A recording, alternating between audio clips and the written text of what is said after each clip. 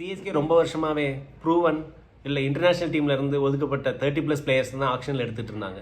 ஆனால் இப்போ ரீசன்ட் டைம்ஸில் ஒன்லி யங்ஸ்டர்ஸை மட்டும்தான் எடுத்துருக்காங்க. அதுவும் பால் ஒன்லேருந்தே பாசிட்டிவ் இன்டென்ட்டோட ஆடுற மாதிரி பிளேயர்ஸ் தான் எடுத்துகிட்டே இருக்காங்க. சர் ஜட்டுவை ராஜஸ்தானுக்கு வித்துட்டனால அவருக்கு ரீப்ளேஸ்மெண்ட்டாக பிரசாந்த் வீர்னு ஒரு பவுலரை 14+ க்ரோர்ஸ்க்கு எடுத்திருக்காங்க. மோஸ்ட்லி அவர் ஆடுவார்னு எக்ஸ்பெக்ட் பண்ணலாம். அப்படி இல்லைனாலும் அகில் ஹுசைனை பேக்கப்புக்கு 2 crore எடுத்து வச்சிருக்காங்க. என்னதான் கார்த்திக் சர்மா பிரசாந்த் வீர்னு 14+ க்ரோர்ஸ்க்கு 2 18 வயசு பசங்களை வாங்கினாலும் இந்த ஆக்ஷனோட பெஸ்ட் பை ஃபார் சிஎஸ்கேனா ராகுல் சகார் தாங்க. 5.2 கோடிக்கு சேப்பாக்கில் ஆல்ரெடி 2024 பஞ்சாப்க்கு அகேன்ஸ்டாக ஆடுறப்போ ஹர்ப்ரீத் பிராரும் ராகுல் சகாரும் தான் மேட்சே முடிச்சு விட்டாங்க.